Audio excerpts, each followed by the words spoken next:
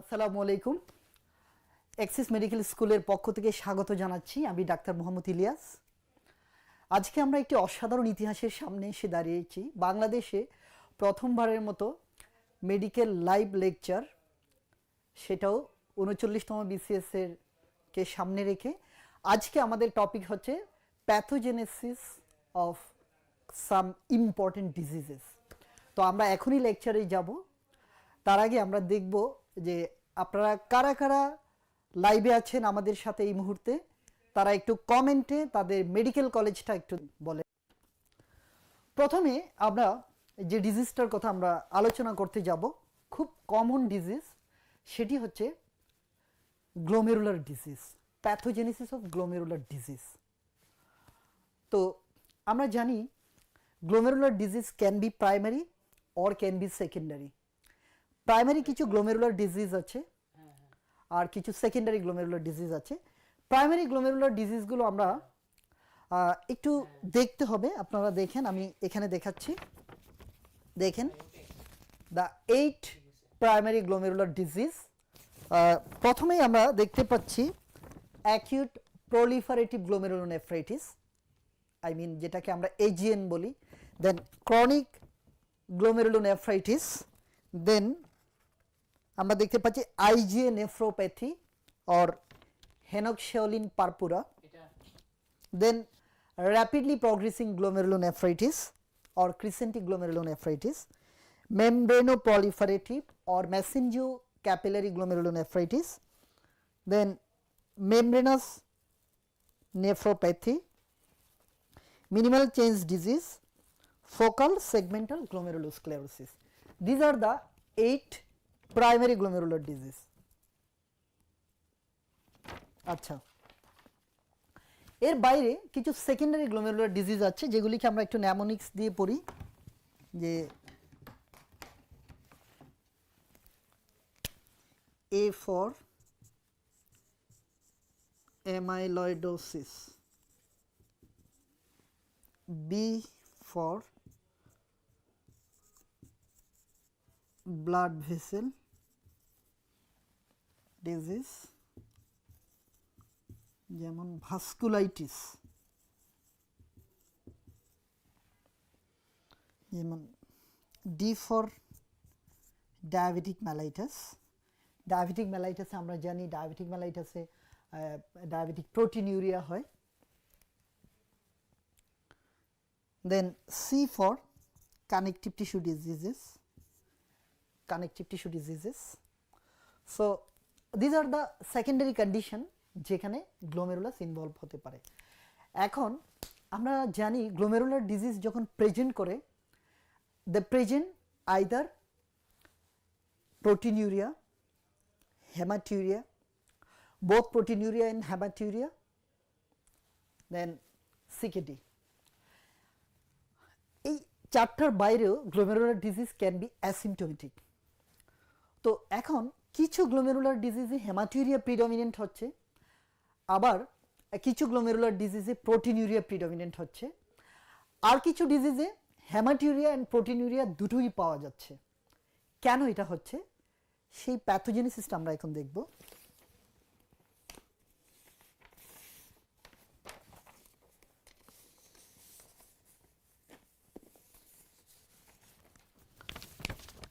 Look at this picture. This is the picture of filtration barrier. এখানে একটা filtration barrier দেখানো হচ্ছে। এখানে দেখেন capillary endothelium, the red color, this is capillary endothelium, এটা একটা রেড ব্লাড সেল। ক্যাপিলারি এন্ডোথেলিয়ামের ঠিক পেছনে যে পিঙ্ক কালারের যে দেখতে পাচ্ছেন, this is basement membrane, glomerular basement membrane. তার পেছনে হোয়াইট কালারের এটা হচ্ছে পডোসাইট, আর এগুলি হচ্ছে ফুড প্রসেস অফ দ্য পডোসাইট। তারপর একটা স্পেস, ইউরিনারি স্পেস, দেন বোমেন্স ক্যাপসুল। বোমেন্স ক্যাপসুলে এটাকে বলা হচ্ছে প্যারাইটাল এপিথেলিয়াম, আর পডোসাইটকে বলা হচ্ছে ভিসেরাল এপিথেলিয়াম। তাহলে আমরা পাচ্ছি প্রথম থেকে capillary endothelium, basement membrane, podocyte, then urinary space, তারপরে আমরা পাচ্ছি হচ্ছে প্যারাইটাল এপিথেলিয়াম। এখন the structure is integrated by mesangial cell. Mesangial cell connects the structure and this mesangial cell is more related with endothelium. Endothelium এর সাথে তার রিলেশনটা বেশি। আমরা আরেকটা ছবি দেখাচ্ছি, এই ছবিটা দেখাচ্ছি যে দিস ইজ দ্য ক্যাপিলারি, ক্যাপিলারির পরে ক্যাপিলারি এন্ডোথেলিয়ামের পরে যে এটা this is the basement membrane, যে ইয়েলো কালারের যেটা দেখতে পাচ্ছি আমরা that is the basement membrane. Yellow কালারের বেসমেন্ট মেমব্রেনের ওপরে যে সেলগুলো দেখতে পাচ্ছি দিস আর পডোসাইট, আর পডোসাইটের এগুলি হচ্ছে ফুড প্রসেস। এখন কোনটা কি কাজ করে?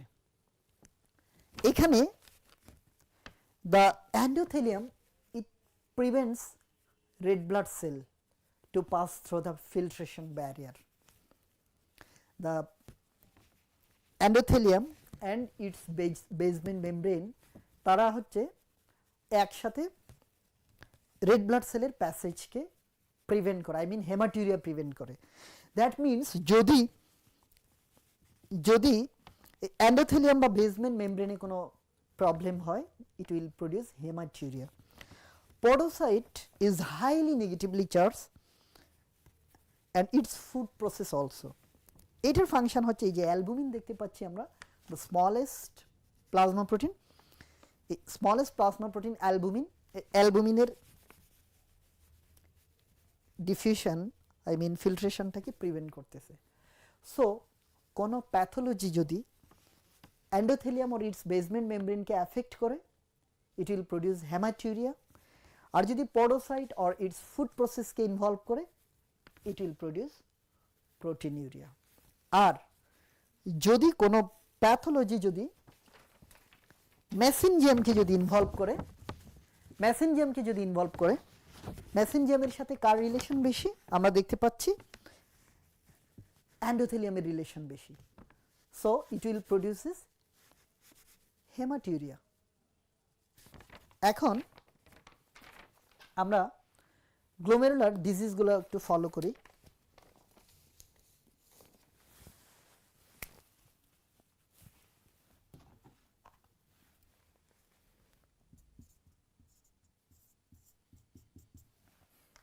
প্রাইমারি গ্লোমেরুলার ডিজিজ আমরা বলেছিলাম নাম্বার 1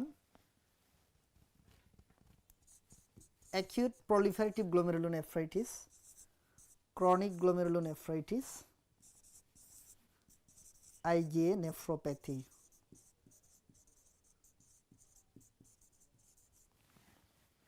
আমরা এই তিনটা ডিজিজ একটু দেখি।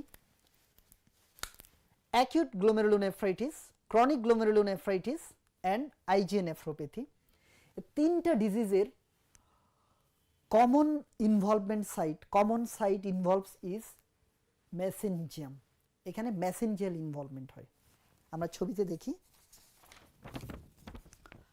this is a disease involving the mesangium. Acute proliferative glomerulonephritis, আমরা দেখতে পাচ্ছি mesangial proliferation, mesangial cell increasing the number of the mesangium। তাহলে mesangium যখন ইনভলভ হবে what will be the presentation? The presentation will be hematuria। এই জন্য আমরা দেখতে পাই acute glomerulonephritis, chronic glomerulonephritis এবং IgA nephropathy, এইসব ডিজিজ হচ্ছে হেমাটিউরিয়া নিয়ে প্রেজেন্ট করে এবং the disease present with nephritic syndrome, nephritic syndrome এটা নিয়ে তারা প্রেজেন্ট করে। তো IgA nephropathy and Henoch-Schönlein purpura, the two diseases are the different presentation of same condition. Immunoglobulin A nephropathy and Henoch Schonlein purpura দুটো ডিজিজেই problem হচ্ছে mesangial involvement.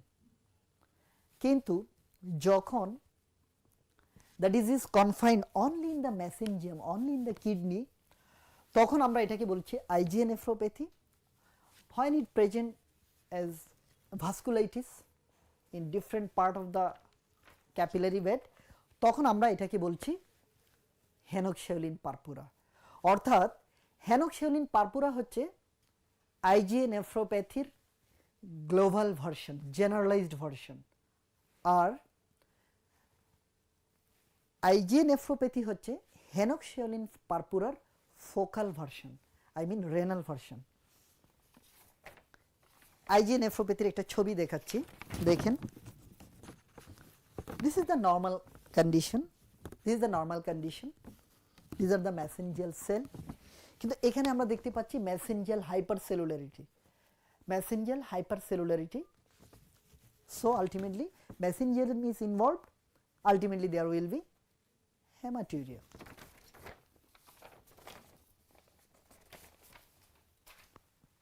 এবার আমরা চতুর্থ ডিজিজে যাব।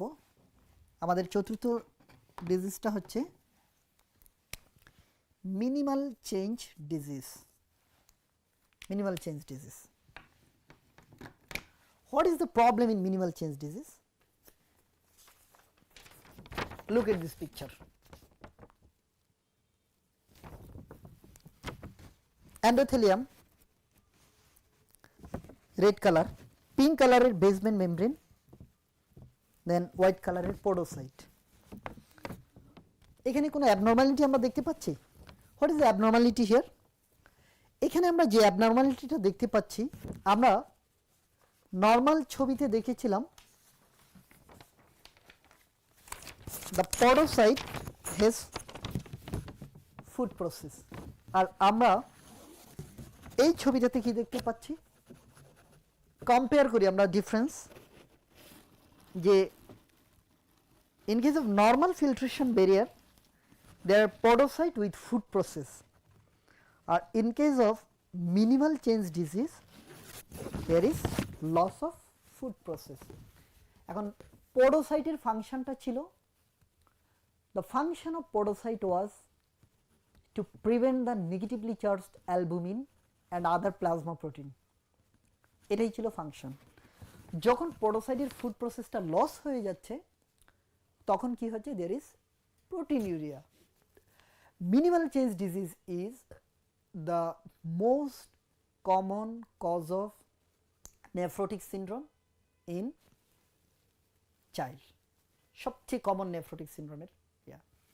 এখন আমরা দেখতে পেয়েছি ছবিতে দেখেছিলাম যেটা জাস্ট ফুড প্রসেসটা লস হচ্ছে, নট সেল। তার মানে দিস ইজ সাবসেলুলার লেভেলে প্রবলেম। এই জন্য মিনিমাল চেঞ্জ ডিজিজের রেনাল বায়োপসি নর্মালি আসে, মানে রেনাল বায়োপসিতে normal light microscopy fail to show any problem. Electron microscope করলে তখন দেখা যাবে যে ফুড প্রসেসগুলো লস্ট। দ্য সেম প্যাথোজেনেসিস আরেকটু অ্যাগ্রেসিভলি হয় ফোকাল সেগমেন্টাল গ্লোমেরুলোস্ক্লেরোসিস। এই ডিজিজে কি হচ্ছে, the injury not limits within the foot process, it involves the podocyte. এটা পোডোসাইট ইনজুরি হয়। পোডোসাইট ইনজুরি হওয়ার জন্য আলটিমেটলি প্রোটিনিউরিয়া হচ্ছে। This is one of the cause of adult nephrotic syndrome. So focal segmental glomerulosclerosis and minimal change disease are the disease of same target cell, that is podocyte. এখন যখন শুধু food প্রসেসটা loss হচ্ছে তখন minimal change disease হচ্ছে, আর যখন পোডোসাইট injury হচ্ছে, further injury হচ্ছে, তখন এটাকে বলা হচ্ছে focal segmental glomerulosclerosis. Focal segmental glomerulosclerosis কিন্তু এটা পোডোসাইটের মধ্যে সীমাবদ্ধ থাকবে না। The injury will progress and ultimately 10 বছরের মধ্যে প্রতি 2 জন পেশেন্টের 1 জন পেশেন্টের ক্রনিক কিডনি ডিজিজ ডেভেলপ করবে। যে ক্রনিক কিডনি ডিজিজের একটা কজ ছিল যে গ্লোমেরুলোনেফ্রাইটিস, এই focal segmental glomerulosclerosis is one of the major contributor here.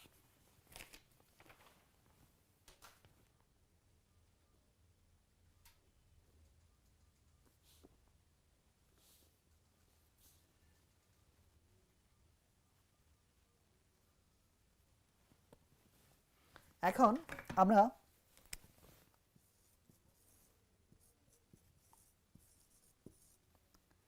Number 6 disease is membranous nephropathy, MN, membranous nephropathy.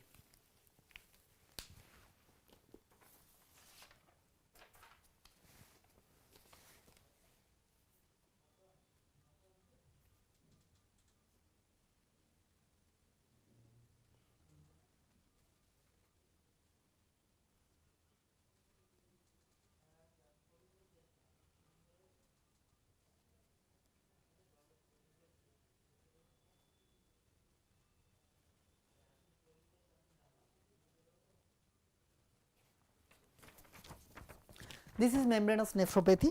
আমরা দেখতে পাচ্ছি there are some immune complex deposition, এই যে ব্ল্যাক কালারের immune complex deposition হচ্ছে, this immune complex deposition occurs in the glomerular basement membrane. membranous membrane বলতে এখানে basement membraneটাকে বোঝানো হয়েছে। তো membranous nephropathy তে আমরা দেখতে পাচ্ছি immune complex deposition in the basement membrane। এখন বেসমেন্ট মেমব্রেনের কোন সাইডটাতে ডিপোজিশন হচ্ছে? বেসমেন্ট মেমব্রেনের দুটো সাইড আছে, একদিকে পডোসাইট আর অন্যদিকে হচ্ছে এন্ডোথেলিয়াম। আমরা দেখতে পাচ্ছি the basement membrane is affected on its podocyte end, পডোসাইটের এন্ডে সে অ্যাফেক্ট হচ্ছে, and ultimately this type of deposition will injure the podocyte. Podocyte যখন ইনজুরি হবে কি প্রবলেম হবে? Proteinuria. So membranous nephropathy, this glomerular disease will present with proteinuria. আমরা SLE তে আমরা লুপাস নেফ্রাইটিসের নাম শুনেছি।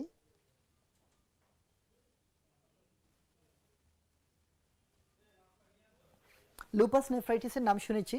তো লুপাস নেফ্রাইটিসের যেটা class 5 lupus nephritis, that is called membranous nephropathy. এই membranous nephropathy তে proteinuria নিয়ে প্রেজেন্ট করে, এবং this type of lupus patient present with nephrotic syndrome. This is the sixth disease. Then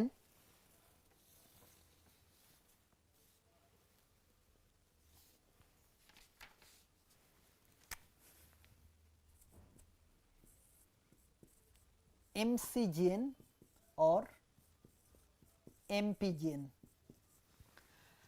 membranoproliferative glomerulonephritis or mesengiocapillary glomerulonephritis, mesengiocapillary or membranous proliferative। আমরা ছবিটা দেখি, this is the picture। দুটো type, membranoproliferative glomerulonephritis 1 and 2। 1 এ আমরা দেখতে পাচ্ছি there is immune complex deposition, এই যে black কালারের ইমিউন কমপ্লেক্স, এবং এই ইমিউন কমপ্লেক্সটা ডিপোজিট হচ্ছে in between endothelium and basement membrane, and in this picture in case of type 2 there is intramembranous deposition। তো যখন এন্ডোথেলিয়াম ইনভলভ হবে, what will be the presentation? হেমাটিউরিয়া।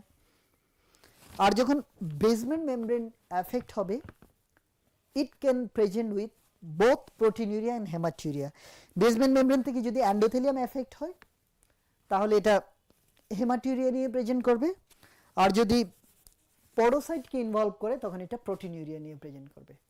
So the mesengiocapillary glomerulonephritis, the disease, this can present with both hematuria and proteinuria. The disease has nephritic presentation as well as nephrotic presentation.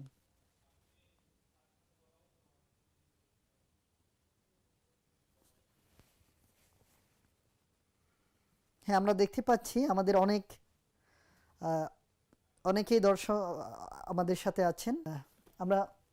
আপনারা comment করতে থাকুন, আমরা দেখছি। আচ্ছা, then number 8 disease is crescentic glomerulonephritis. Crescentic glomerulonephritis, CGN মানে chronic glomerulonephritis না, এটা ক্রিসেন্টিক জিন।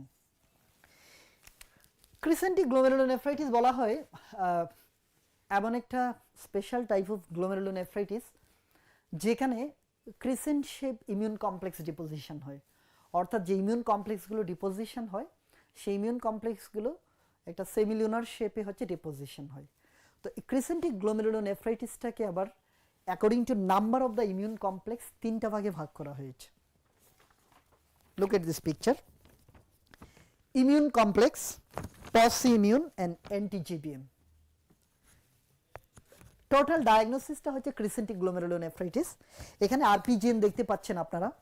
তো আরপিজিএন মানে rapidly progressing glomerulonephritis, that is the clinical term. এটার হিস্টোলজিক্যাল টার্মটা হচ্ছে ক্রিসেন্টিক গ্লোমেরুলোনেফ্রাইটিস। এখন এই ক্রিসেন্টিক গ্লোমেরুলোনেফ্রাইটিসকে ইমিউন কমপ্লেক্স, পসি ইমিউন আর অ্যান্টি-জিবিএম তিনটা ভাগে ভাগ করা হয়েছে। Immune complex means huge immune complex deposition, lots of immune complex present in this disease. আর pauci immune means, pauci means অল্প, কম। আমরা পড়ছি না মাল্টিভেসিলারি এন্ড পসিভেসিলারি ল্যাপ্রোসি, পসিভেসিলারি মানে কম কম কম ব্যাসিলাই পাওয়া যায়। তো এখানে পসি ইমিউন মানে হচ্ছে কম কম হচ্ছে ইমিউন কমপ্লেক্স ডিপোজিশন হয়, Wegener's granulomatosis, microscopic polyangiitis and polyarteritis nodosa. Third হচ্ছে গুড পাস্তুর সিনড্রোম, যেখানে অ্যান্টিবডি তৈরি হয় against the basement membrane. So এই তিনটা ডিজিজে, তিন ধরনের ডিজিজে আলটিমেটলি কমন পিকচার হচ্ছে the immune complex that deposited that take the shape of the crescent. এখন আমরা দেখি কোথায় প্রবলেমটা হচ্ছে।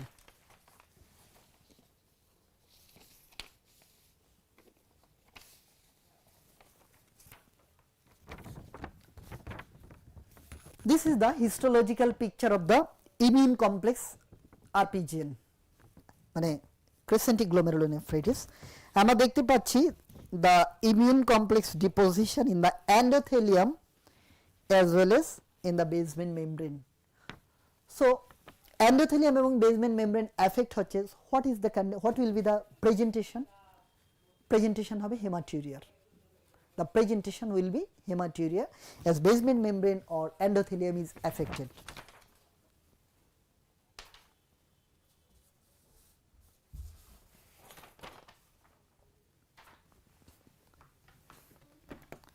তার মানে আমরা এখানে যে 8টা গ্লোমেরুলার ডিজিজ আলোচনা করলাম, 8টা গ্লোমেরুলার ডিজিজের মধ্যে acute glomerulonephritis, chronic glomerulonephritis, IgA nephropathy and crescentic glomerulonephritis, মানে রেড কালার। এই রেড কালার মানে আরবিসি, হেমাটিউরিয়া ইন্ডিকেট করতেছে। মনে রাখবা রেড কালার মানে হচ্ছে এখানে RBC, AGN, CGN, IgA nephropathy, crescentic glomerulonephritis, that means RPGN। এই ডিজিজগুলো প্রেজেন্ট করবে হেমাটিউরিয়া নিয়ে, আই মিন নেফ্রাইটিক সিনড্রোম নিয়ে প্রেজেন্ট করবে। On the other hand minimal change disease, focal segmental glomerulosclerosis, membranous nephropathy, এই তিনটা ডিজিজ এরা প্রেজেন্ট করবে প্রোটিনিউরিয়া নিয়ে, প্রোটিনিউরিয়া নিয়ে প্রেজেন্ট করবে। মেসেঞ্জিও ক্যাপিলারি গ্লোমেরুলোনেফ্রাইটিস, এটা it can be hematuria or it can be proteinuria, দুটাই এখানে থাকতে পারে, most predilection to proteinuria. This is the endothelium, this is the basement membrane. Basement membrane এর দুটা লেয়ার আমরা জানি।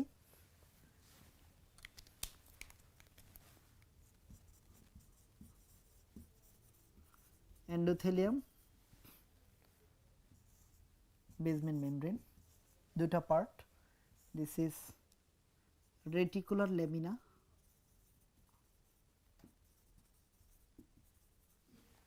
and this is basal lamina.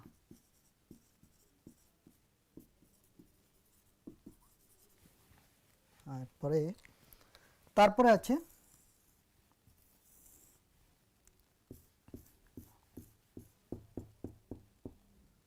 podocyte.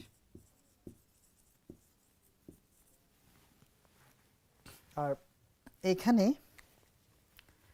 the structure is integrated by mesengium. mesangial cell. So যত pathogenesis হচ্ছে সব pathogenesis হচ্ছে এই চারটা স্ট্রাকচারের মধ্যেই, এন্ডোথেলিয়াম, বেসমেন্ট মেমব্রেন, পডোসাইট অথবা পডোসাইটের ফুড প্রসেস অথবা হচ্ছে মেসেনজিয়ামের মধ্যেই। তো এখানে আমরা রেড কালার দিয়ে এঁকেছি মেসেনজিয়াম, এন্ডোথেলিয়াম এবং বেসমেন্ট মেমব্রেনের রেটিকুলার লেমিনা, অর্থাৎ এন্ডোথেলিয়ামের দিকে বেসমেন্ট মেমব্রেনের যে পার্টটুকু থাকে সেটা। তো এই স্ট্রাকচারগুলোতে যদি প্রবলেম হয় তখন সেটা হেমাটিউরিয়া নিয়ে প্রেজেন্ট হচ্ছে। আর বেসমেন্ট মেমব্রেনের হচ্ছে যে বেজাল সাইট যেটা পডোসাইটের সাইট যেটা সেখানে অথবা পডোসাইটে অথবা ফুড প্রসেসে এই তিনটা জায়গাতে যদি প্রবলেম হয় সেটা প্রেজেন্ট করতেছে প্রোটিনিউরিয়া নিয়ে। তো acute glomerulonephritis, chronic glomerulonephritis, IgA nephropathy, CGN লিখি আমি এখানে, AGN, CGN, IgA nephropathy and crescentic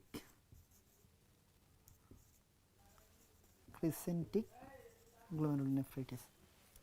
তো এই চারটা glomerular disease they are presenting with hematuria. On the other hand, minimal change disease, focal segmental glomerulosclerosis, membranous nephropathy এরা present করতেছে proteinuria নিয়ে। আর মাঝামাঝি একটা আছে সেটা হচ্ছে mesangiocapillary glomerulonephritis. The disease present both haematuria and proteinuria, এটা নিয়ে প্রেজেন্ট করতেছে। এখন আমরা একটা ফাইনাল পিকচার দেখাবো।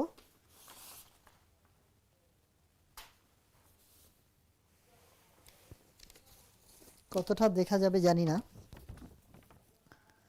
This is the picture. এখানে বামপন্থী আর ডানপন্থী, বামপন্থীরা হচ্ছে প্রোটিনিউরিয়া, ডানপন্থীরা হচ্ছে হেমাটিউরিয়া, আর মাঝামাঝি হচ্ছে both haematuria and proteinuria.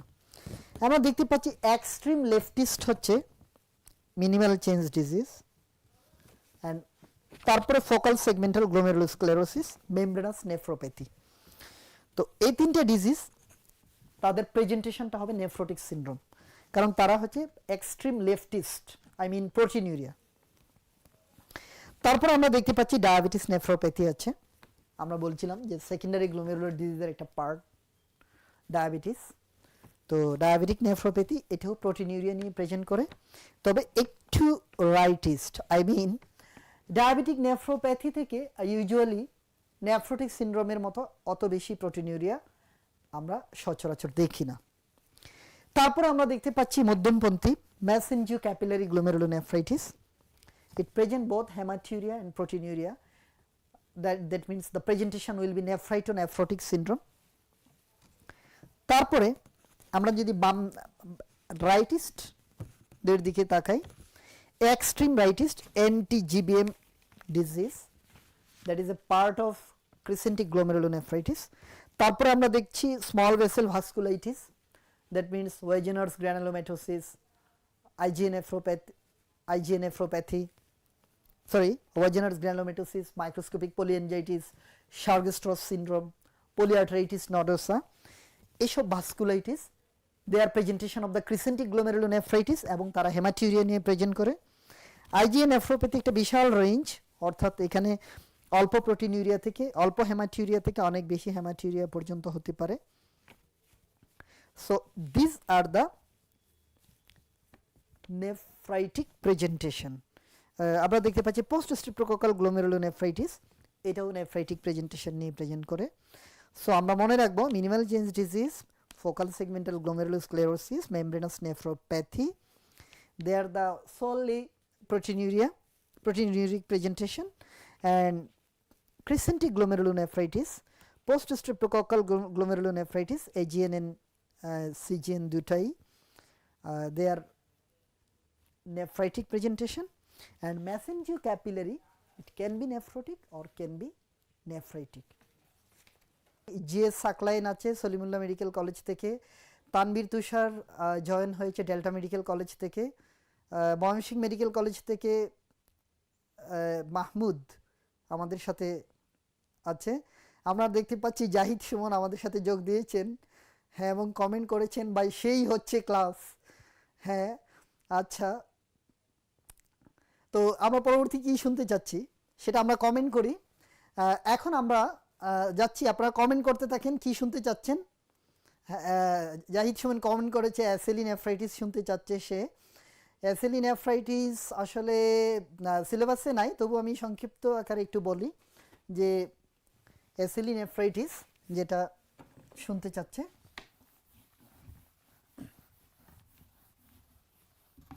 অ্যাসেলিতে class 1, 2, 3, 4, 5 and 6 ছয়টা ক্লাসের নেফ্রাইটিস হয়। ক্লাস 1 এন্ড ক্লাস 2 হচ্ছে মেসেঞ্জিয়াল ডিপোজিশন। মেসেঞ্জিয়াল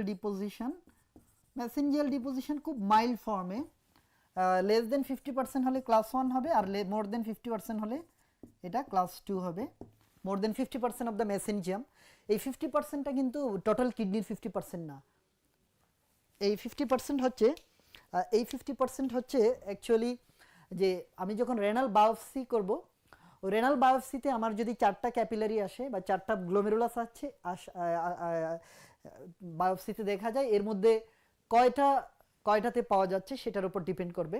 যদি আমি 4টার মধ্যে 3টা বা 2টাতে পাই তাহলে এটা মেসেঞ্জিয়াল ডিপোজিশন ক্লাস 2 এর মধ্যে পড়বে, আর যদি আমি 4টার মধ্যে 1টা বা 5টার মধ্যে 2টাতে পাই তাহলে এটা ক্লাস 1 এর মধ্যে পড়বে মেসেঞ্জিয়াল ডিপোজিশন। সো এটা হেমাটিউরিয়া নিয়ে প্রেজেন্ট করবে।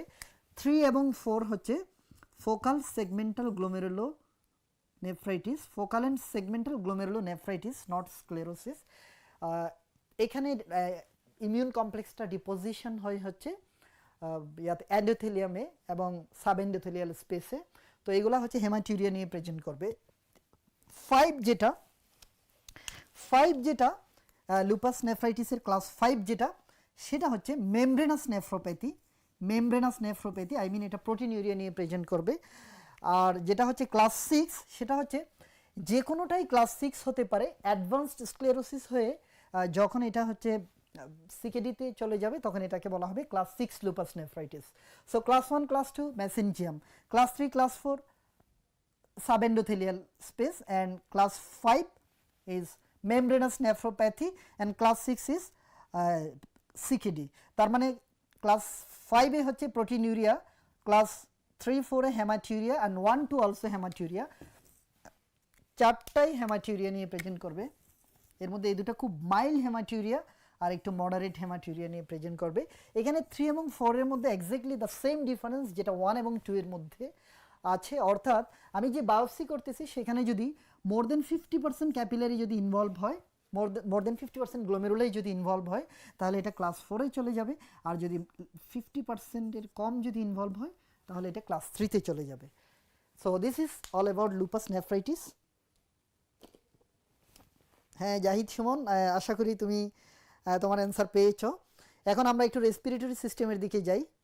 রেসপিরেটরি সিস্টেমের দিকে যাচ্ছি। রেসপিরেটরি সিস্টেমে আমরা কি শুনতে চাচ্ছি, খুব ক্লোজলি রিলেটেড 3টা ডিজিজের প্যাথোজেনেসিস জানবো। ব্রঙ্কিকটেসিস,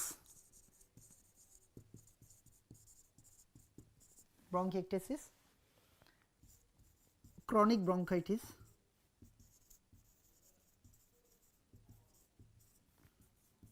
এমফাইসিমা। 3টা ডিজিজের প্যাথোজেনেসিসগুলো হচ্ছে খুব রিলেটেড একটার সাথে আরেকটা। তো আমরা এই 3টা ডিজিজের প্যাথোজেনেসিস নিয়ে জানবো। প্রথমে আসি ব্রঙ্কিকটেসিস। তো ব্রঙ্কিকটেসিস হচ্ছে এমন একটা ডিজিজ যেটা কখনো প্রাইমারি না, এটা একটা সেকেন্ডারি ডিজিজ। অন্য কোনো ডিজিজের কনসিকুয়েন্স হিসেবে, অন্য কোনো কন্ডিশনের কনসিকুয়েন্স হিসেবে ব্রঙ্কিকটেসিসটা হয়।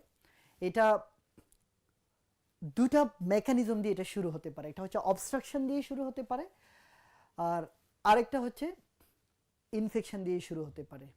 কি হচ্ছে এটা আমরা একটু দেখি। ধরলাম অবস্ট্রাকশন ইন দ্য এয়ারওয়ে।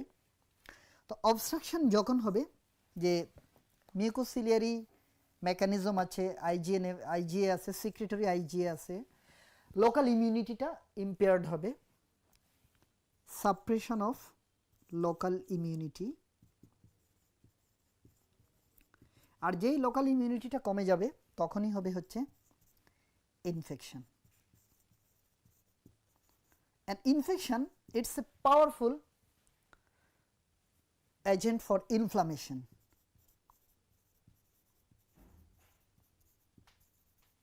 এখন ইনফ্লামেশনটা যখন ক্রনিক ইনফ্লামেশন হয়ে যাবে, কন্টিনিউয়াস ইনফ্লামেশন হয়ে যাবে, তখন কি হয়? আমরা জানি ক্রনিক ইনফ্লামেশনের ডেফিনিশনই হচ্ছে যেখানে active inflammation, cell destruction, tissue destruction এবং অ্যাটেম্পট অফ রিপেয়ার, এই তিনটা জিনিস একসাথে চলে, অর্থাৎ এখানে টিস্যু ডিস্ট্রাকশন হবে। তাইলে এটাকে আমরা বলি ডিআইসি। এই ডিআইসি মানে হচ্ছে destructive inflammatory change. Destructive inflammatory change. দেখুন, এই ডিস্ট্রাকটিভ ইনফ্লামেটরি চেঞ্জ যখন একটা এয়ারওয়েকে এফেক্ট করবে তখন কি হবে?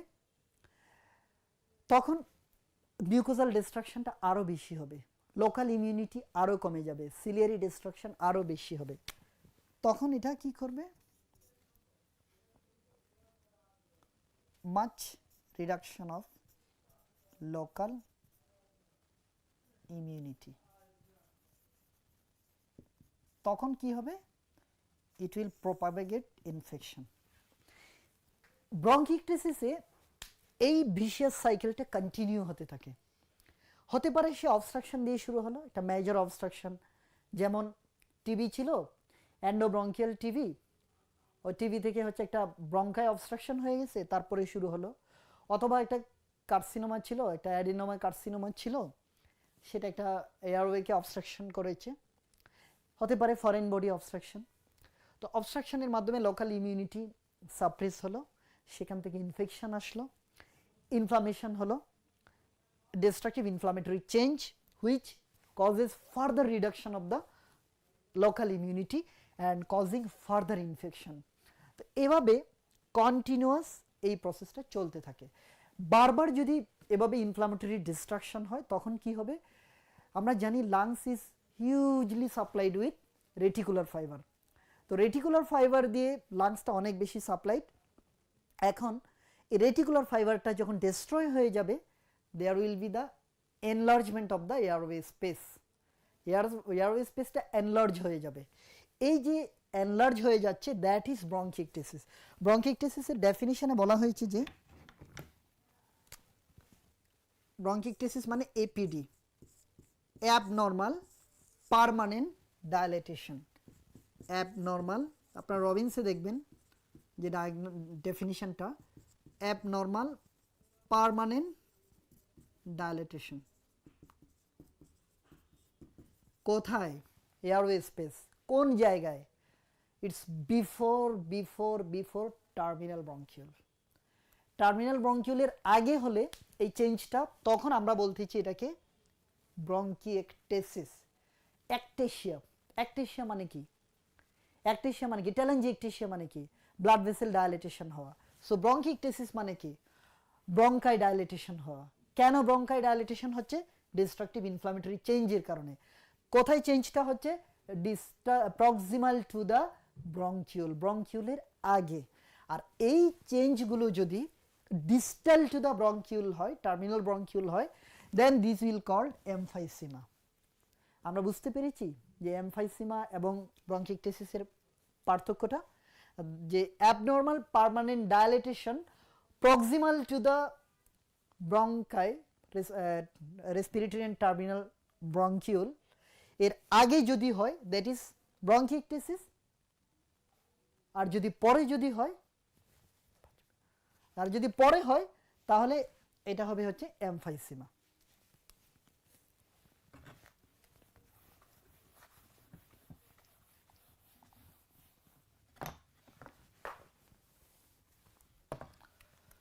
In case of emphysema, smoking থেকে দুটো ইনজুরি হচ্ছে, একটা হচ্ছে অক্সিডেটিভ ড্যামেজ, অক্সিডেটিভ ইনজুরি, আর হচ্ছে proteolytic injury. Proteolytic injury, oxidative injury এবং প্রোটিওলাইটিক ইনজুরি। অক্সিডেটিভ ইনজুরির কারণে অক্সিডেজ অ্যান্টিঅক্সিডেজ ব্যালেন্স,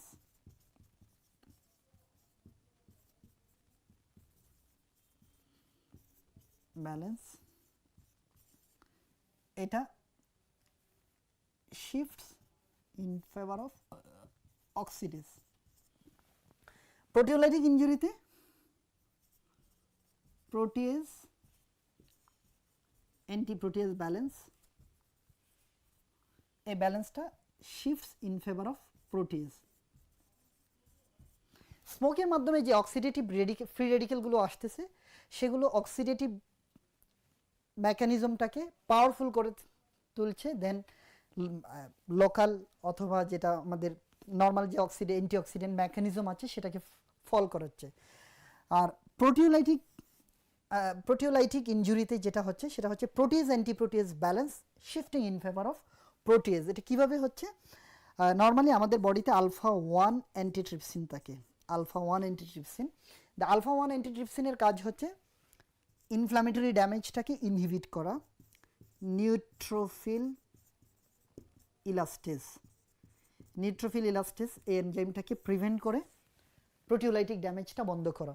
এখন neutrophil is a product of acute inflammation. যখন একটা স্মোকার কন্টিনিউ স্মোক করতেই থাকে তখন তার ক্রনিক ইনফ্লামেশন হচ্ছে, তখন আর নিউট্রোফিল ইলাস্টেজ থাকতেছে না, তখন আসে ফাংশনে আসে macrophage ইলাস্টেজ।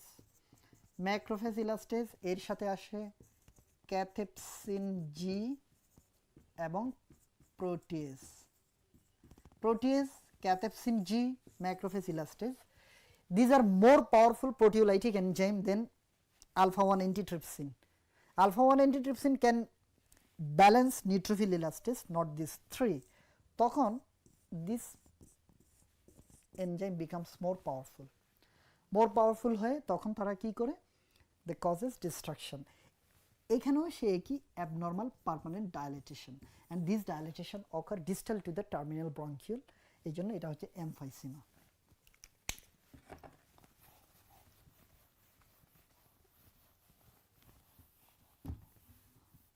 R chronic bronchitis, what is happening?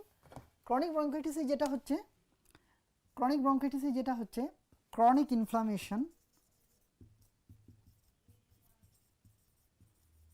Inflammation, তিনটা সেলকে অ্যাফেক্ট করতেছে। এখানেও একই কথা, সেই স্মোকিং থেকেই হচ্ছে, নো স্মোকিং নো সিওপিডি। তিনটা সেল, এক number fibroblast, 2 fibroblast, smooth muscle cell, and 3 goblet cell. Goblet cell এর হচ্ছে increase activity, so increase mucus production.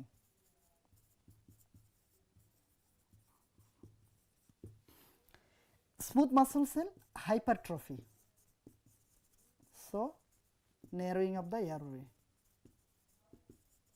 Fibroblast increase collagen formation, so loss of elasticity. এখন chronic ইনফ্লামেশনের কারণে যখন কোলাজেনাস activity বেড়ে যাচ্ছে, elasticity loss হচ্ছে, ইলাস্টিক ফাইবার কমে যাচ্ছে, স্মুথ মাসল সেল হাইপারট্রফি হয়ে এয়ারওয়েটাকে ন্যারো করে ফেলতেছে, আর গবলেট সেলের ওভার অ্যাক্টিভিটির কারণে মিউকাস প্রোডাকশন বেড়ে যাচ্ছে। So ultimately what is the outcome? Patient is presenting with persistent cough, অনেক বেশি কাশি হচ্ছে with this mucus. I mean the problem is patient is presenting with sputum production and smooth muscle cell hypertrophy হচ্ছে, so there is air trapping and enlargement of the airway. So এই জন্য chronic ব্রঙ্কাইটিসের definition যদি আপনারা দেখবেন সেখানে বলা হয়েছে persistent cough with sputum production for at least 3 consecutive month in at least 2 consecutive year। তার মানে দিস আর দ্য প্যাথোজেনেসিস। আর এমফাইসিমার ডেফিনিশনটা দেওয়া হয়েছিল কিভাবে? Abnormal permanent irreversible dilatation of the airway distal to the terminal bronchiole. তার মানে আমরা যে বলতেছি ব্লু ব্লটার এবং pink puffer, in case of chronic bronchitis, what is happening? There is air trapping, cough is predominant, sputum production is predominant. So যে patient cough predominant নিয়ে present করবে COPD patient, তার কজটা হচ্ছে ক্রনিক ব্রঙ্কাইটিস মোস্ট লাইকলি।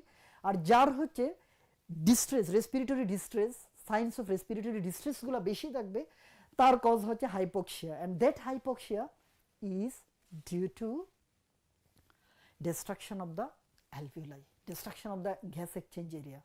যেসব জায়গাতে gas exchange হচ্ছে, terminal respiratory bronchiole, atrium, alveolar duct, alveolar sac, এগুলো ডিস্ট্রয় হয়ে যাচ্ছে, যে কারণে অ্যালভিওলার সারফেস এরিয়া কমে যাচ্ছে। Patient is presenting with respiratory distress, huge respiratory distress. সুতরাং যে সিওপিডি পেশেন্ট অ্যানিমিক থাকবে, রেসপিরেটরি ডিস্ট্রেস নিয়ে প্রেজেন্ট করবে, that is due to emphysema. আর যে COPD patient chronic cough with sputum production নিয়ে প্রেজেন্ট করবে, that is most likely chronic bronchitis. So বন্ধুরা, আজকে আমরা অনেক কিছু আলোচনা করলাম। যে আমরা আলোচনা করলাম 8টা গ্লোমেরুলার ডিজিজের প্যাথোজেনেসিস ডিসকাস করলাম। আমরা ডিসকাস করলাম ক্রনিক ব্রঙ্কাইটিস, এমফাইসিমা এবং ব্রঙ্কিকটেসিস কীভাবে হচ্ছে আমরা ডিসকাস করলাম। তো আজকের মতো এটুকুই। অ্যাক্সিস মেডিকেল স্কুলের সাথে থাকবেন, আমাদেরকে নতুন নতুন ইতিহাস গড়তে অনুপ্রাণিত করবেন, আমাদেরকে ফিডব্যাক দেবেন। সবাইকে ধন্যবাদ, শুভকামনা। সবাইকে 39তম বিসিএস পরীক্ষার্থীদেরকে তাদের পরীক্ষার জন্য শুভকামনা জানিয়ে এখানেই শেষ করছি।